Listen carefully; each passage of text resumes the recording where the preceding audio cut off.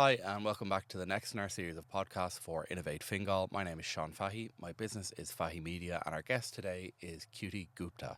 Cuty is the CEO and founder of CozmoTec.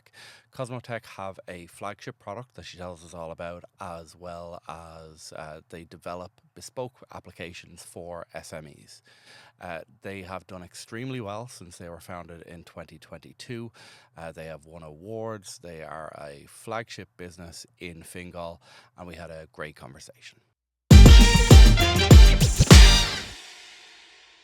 Thank you for agreeing to do this. Thanks for coming along. So, for listeners who haven't heard of CozmoTec, can you tell us about it? Can you give us the elevator pitch? If you are in a business where you're getting busier, your day to day is getting very much inundated with the manual work. Your staff is getting busy day by day, and your customers are not getting enough attention. That's what you need CozmoTec for. We, as consultants, understand your business from 360 degrees. Figure out what are the processes which can be improved and automated with the help of technology, and then we help you implement that solution. So we are it's a full suite of solutions from consultancy to software development to implementation and training. Great. And to ask, I guess, a little bit about your journey. So, you trained as a dentist in India, and you've been in Ireland for quite a few years now. You now have CozmoTec, which is, based on everything you said, not a dentist practice. So can you, I guess, walk through as much as you'd like to what that path from where you were in India, how you trained and how you got to here? Yeah, of course. So I always had passion for medicine. I've always loved reading and understanding how human body works. There's huge competition in India in order to get into medicine. Every year, more than 100,000 people will be sitting into the exams, and you only have less than 500 seats in order to get into these medicine colleges. So I sat into those exams. I qualified as a dentist. It was back in 2013, and then eventually I moved to Ireland. When I moved to Ireland, I realized my qualification wasn't accepted because EU qualifications, because I was not, qualified from EU. So various reasons, I tried for the first 4 years in Ireland. I tried to work as a dentist. Gave multiple exams and whatnot, but things were just not working out. So I decided to change my career, and then I moved into a job which was in an accountancy practice. Did my ACC exams, and then eventually ended up in doing technology, and then had CozmoTec started in 2022. And so you obviously gone from dentistry to technology, worked in an accountancy firm. Was there anything that while you were working in the accountancy firm that you saw processes, you saw things from the inside that made you identify, there is a business in firming up these processes?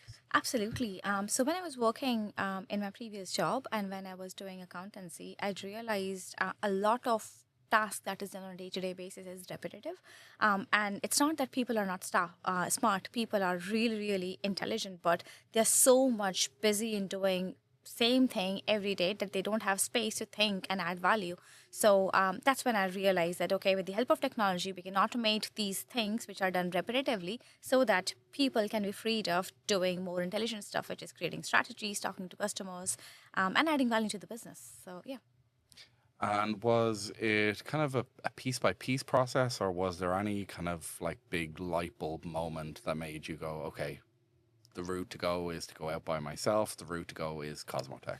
No, it wasn't. I always knew, I always had, in me, I'm a natural problem solver. So, I could see problems, and I had immense satisfaction when I was solving any problems and I could see the results straight away. So it wasn't a light bulb moment or anything like that. There was a tipping moment for sure.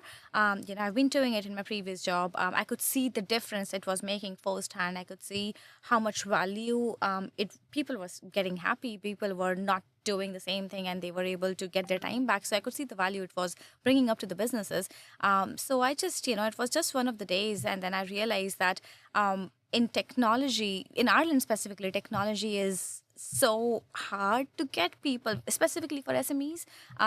Bigger companies have budget, they have in-house tech teams, they can afford EYs of this world, whereas SMEs were left behind because they were not able to access consultants, and they didn't know even where to start. So that's when I realized there's a huge market gap in the business, and I was like, there is a need for CozmoTec, and that's when we started it. So you have your flagship product, RecruitPro. Yeah. You've also done some work in fintech.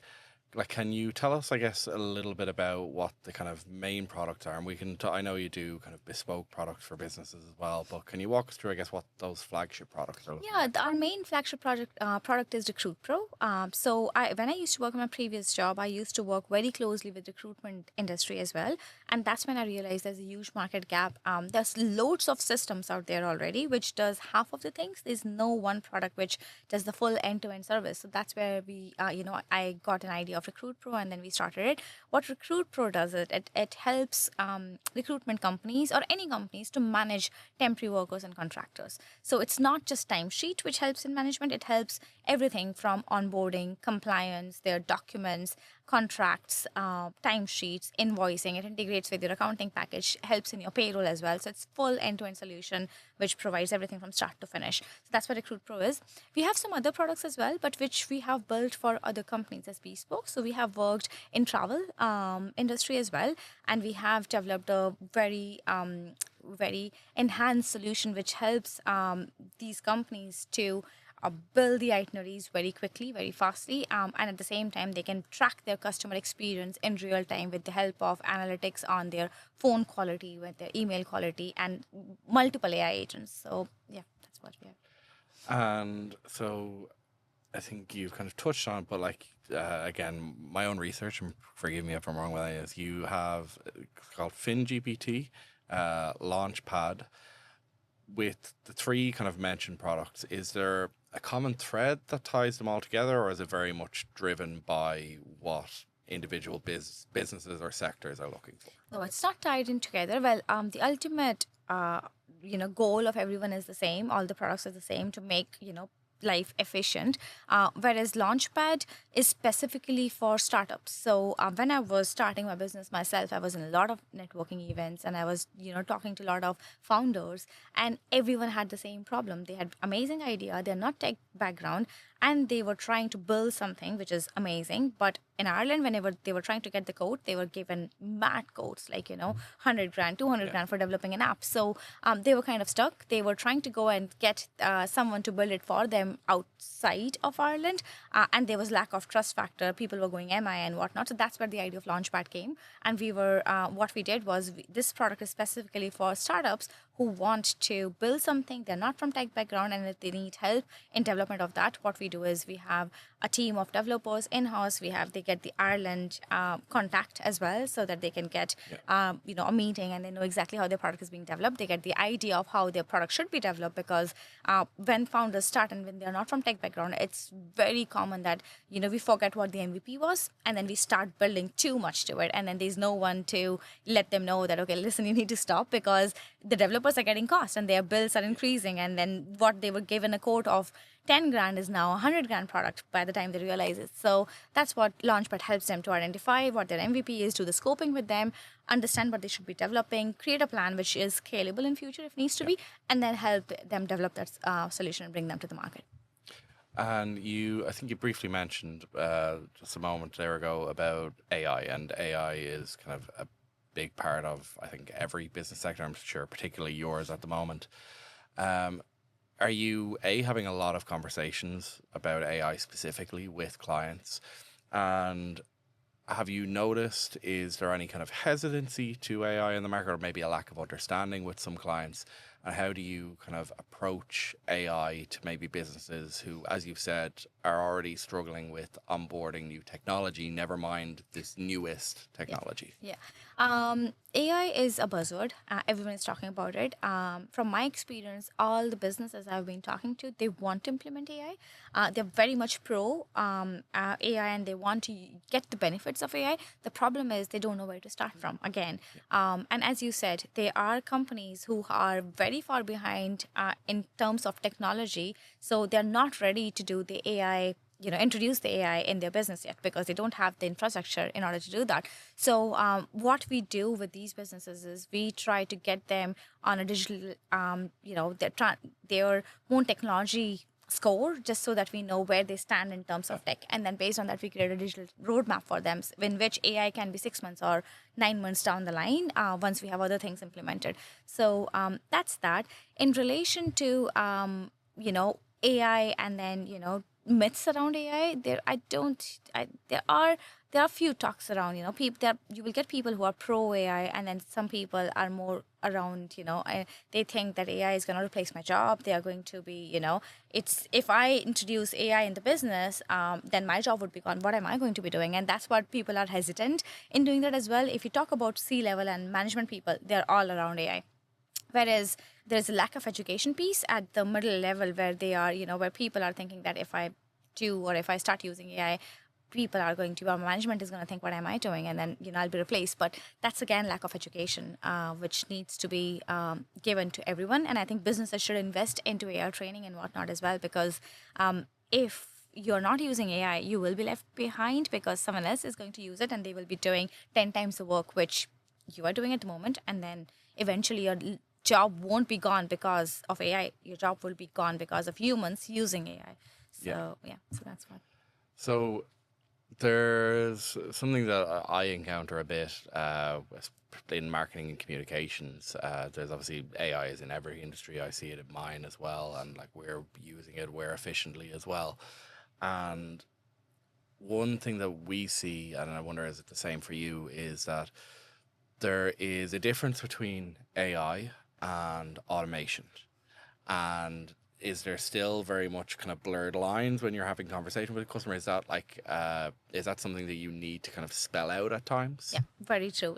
That's exactly it. People are still confused between what AI capabilities are and what is automation. They're still confusing automation with AI as well.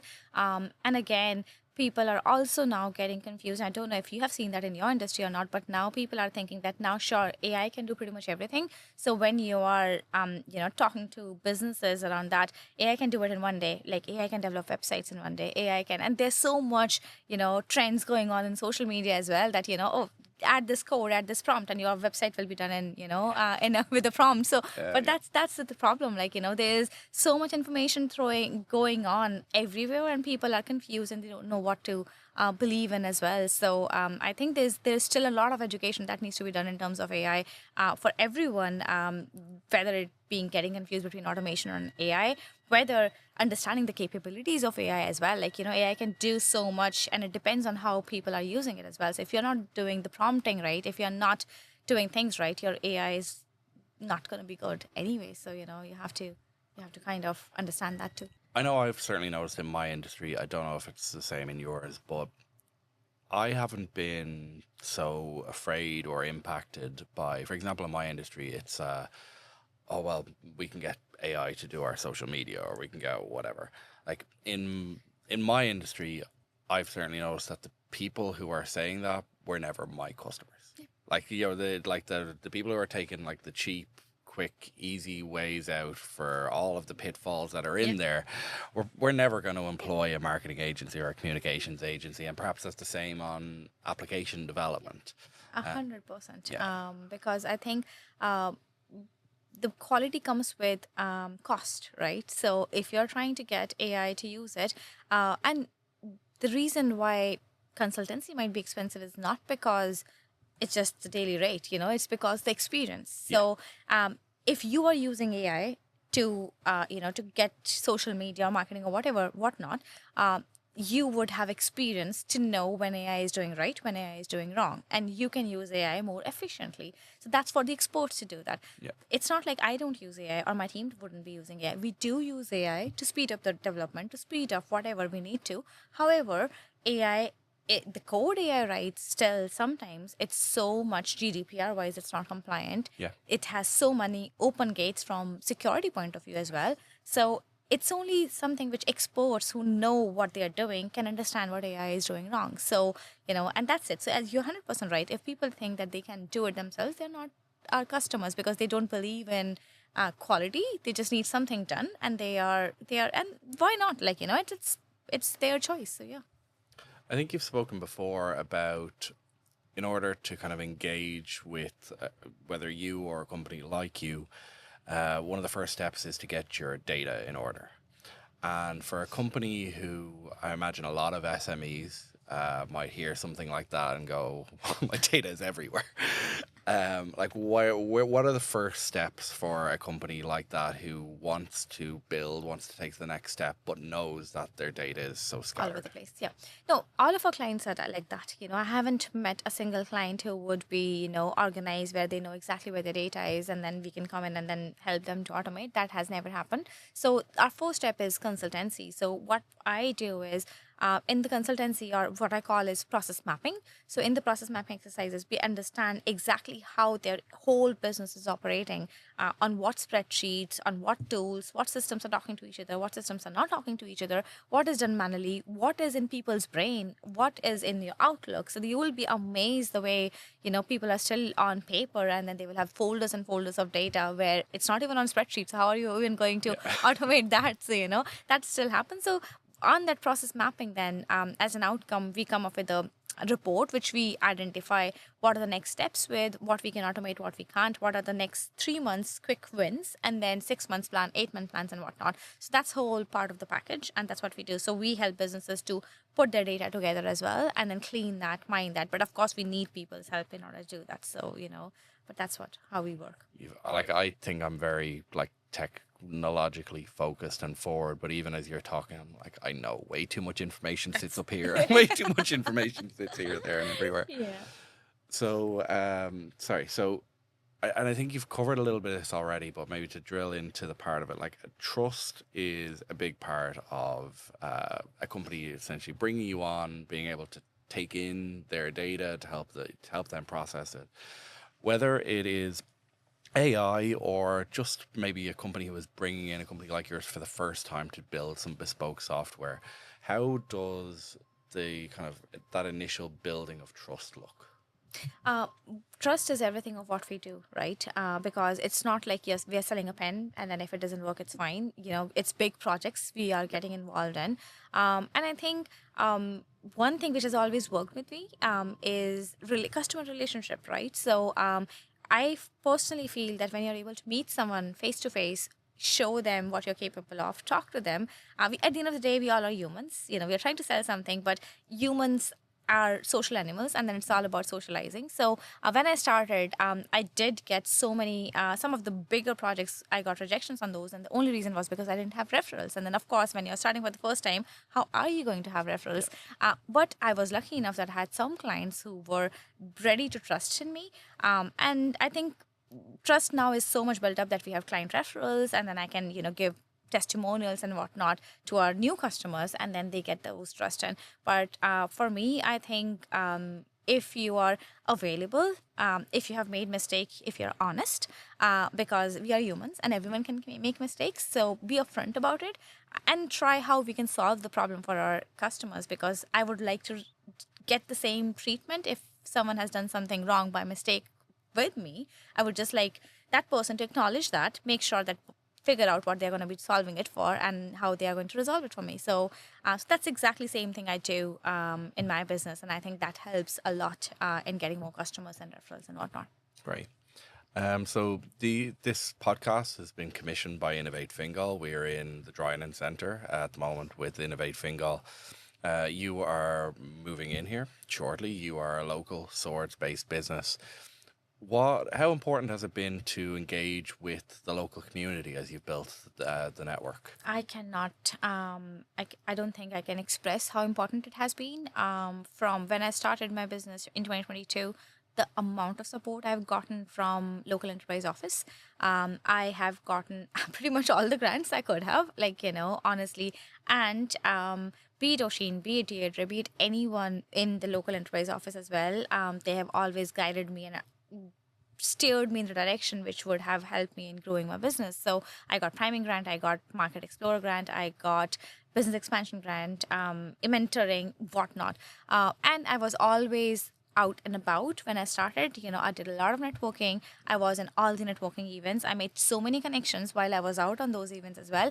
And that's how I got my business growing. That's how they referred me to someone else. And then that's how I was able to grow. So, networking, I know we are into that era, and digital marketing, all of those is so much important. But at the same time, the basic 101 of being out there making connections is really important as well. And your local community is the best place to start. Yeah, like I fully agree with that, and like I said, like my business is digital marketing, but I wouldn't at all say that like the only way or the like even digital marketing works the most efficiently without that level of networking and human connection and everything like that. Like a lot of the time when we're working with our clients, we are helping to bring them in leads through those digital channels, but we're also trying to engage with their sales team, the people who are going out and meeting them, and making sure that if we can bring people in, you're actually building those relationships and networks on a human level, and that certainly applies to the networking aspect as well. Absolutely. If there is maybe a founder or somebody who's thinking about becoming a founder in Fingal, like based on your experience with the local enterprise office, would you encourage them?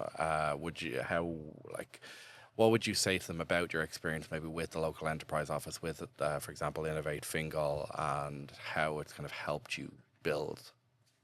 I wouldn't be like, if I wouldn't got the priming grant, I would not be able to grow the business the way I grew it so quickly. We have overall the team of 37 now, including, Ireland and offshore team. And there was no way in 4 years I was able to do that without the help of the support from local enterprise office. 100% you need to reach out to your local enterprise offices because they will put you in the right put you in touch with right people. They will give you right grants, and then these little grants, they do help you to grow the business. And because initially the problem with any business or any founder starting up is cash flow, and if you are able to get that support from local enterprise office, and it's not about just money. Local enterprise office, or there's a huge network in local enterprise office as well. And if you are in there, or if you're a client of local enterprise office, they promote you, they help you put in right in touch with right people as well. Innovate Fingal, I was able to get the office space because of local enterprise office. There was no way I would be here. And it's such a beautiful office space, and then it's such subsidized rate as well. So 100%, you have to be out there. I was the ambassador of local enterprise Fingal last year. The amount of inquiries I got because they were promoting our business, and because of that, I got so many inquiries, and my business grew because of it. I was in local enterprise office Fingal award. We won the award last year with Fingal, and then we won the award with national enterprise awards as well in the regional section. So again, all of these, the guys were promoting us already, and we didn't have to do the work. And then because of their social media channels, their promotion, all we were getting is inquiries, and all we had to do is convert those inquiries into businesses. So 100%. It's not just for money, not for grant. It's for building those connections, and then it's just to have someone who can support you and put you in the right direction. Great. And for a Fingal business owner, particularly maybe in the technology sector, what is your read on Fingal as a hub of technology at the moment? There is some good companies who are doing it, but again, there is a need for tech businesses in Fingal area, in the Sods, or in Fingal area itself. There's so many businesses who can benefit from CozmoTec alone at the moment, right? So we're not even talking about the whole country at the moment. So there is a lot of potential, and as we all know, technology is constantly changing, and it's changing at a very fast pace now. So it wasn't. I think the biggest era was internet before, but now it's AI. And AI, since ChatGPT came up, then AI is changing, and there's so many new inventions happening on a daily basis. It's hard to cope up. So there's a huge potential in tech space for sure. And I guess to talk about your rise, so you doubled turnover last year. You are looking at a 50% increase again this year. Is there anything particular? Is it a combination of things that's driving the momentum? I think it's just you wouldn't believe, but all our business is through referrals at the moment as well, So I might talk to you about digital marketing later on a separate conversation. But at the same time, the reason why we are able to do that is because I wanted to develop a technology company, but I didn't want to behave as a tech company. And by that I mean I didn't want to give a support ticket to my customers. I didn't want to. Most of the tech company are so traditional in their approaches. They do things. They will give you quotation in 4 weeks time. Then they will give you a timeline of 9 months or 12 months, and then they would tell you, okay, if you have any issues, reach out to us on the support. And that's not what I wanted to do. I wanted to change the way tech companies work, and I wanted to make it feel human. I wanted to have a customer centric approach first, and that's what helped me, and that's what people love about CozmoTec, and that's why they refer more businesses to us, and we are just delivering what we thought we are good at, which is better customer experience. So you've talked about getting support. You've talked about kind of bootstrapping from the start. I think you have maybe spoken before about seeking funding for some of the generative AI products. Like, where are you along that journey now? We are now Enterprise Ireland client for RecruitPro. RecruitPro is as one of our products, and it has a lot of AI agents.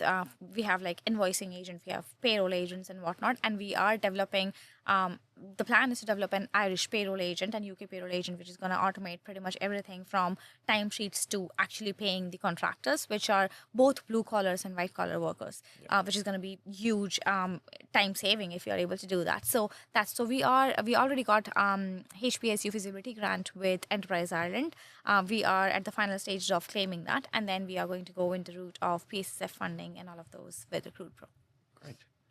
And where's the focus next? Is it building out the team? Is it investing further in the technology? Is it a little bit of everything there? It's a bit of everything, sky is the limit. We are only starting. The plan was to have a global name. It's not just going to be Ireland, UK or Europe. We wanted to capture pretty much, have businesses from everywhere in the world. We have a team. We got our first client from Thailand, which was really good for us. So again, that's what we are doing. Technology, we have to spend time in technology. We have to invest in technology, because if we don't do that ourselves, there's no way we'll be able to sustain. So we have to do that, and that's where the focus is going to be always, no matter where we are. But at the same time, the focus is on growing the brand, growing the business, getting more really good customers, and then expanding. And what does 12 months from now look like? What does a great 3 years from now look like? For me, 3 years or 12 months of success would be like, if I wouldn't have to, it's already happening, but if we can, CozmoTec can be a company like Kiosk, for example, where people would know the name by whenever someone is talking about CozmoTec, you don't have to introduce what CozmoTec is. Yeah. Or if someone is inviting me on a podcast, they wouldn't be asking me to give an elevator pitch. That would be success, for me in the next 3 years. And so if we go back to AI maybe briefly, like, it is moving at such a fast pace. Like, for maybe people who are watching this, who are engaging with AI, and would like to hear from somebody kind of very much involved in the space, like, what do you see the future for AI, maybe particularly in Irish businesses, looking like? Maybe in that next 12-month picture. I think pretty much all the simple repetitive tasks are going to be pretty much replaced with the help of AI agents.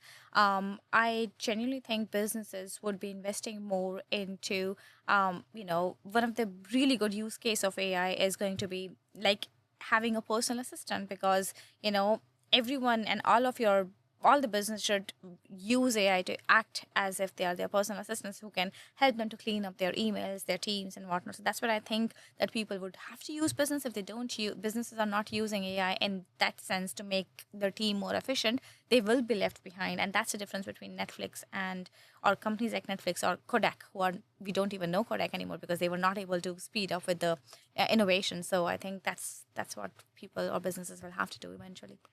And forgive me if I'm making some generalizations, but you are a woman in tech, you are an immigrant in Ireland. If there are people listening who don't see themselves as like fitting in the picture of the tech founder, or even just a founder story, what would you say to them?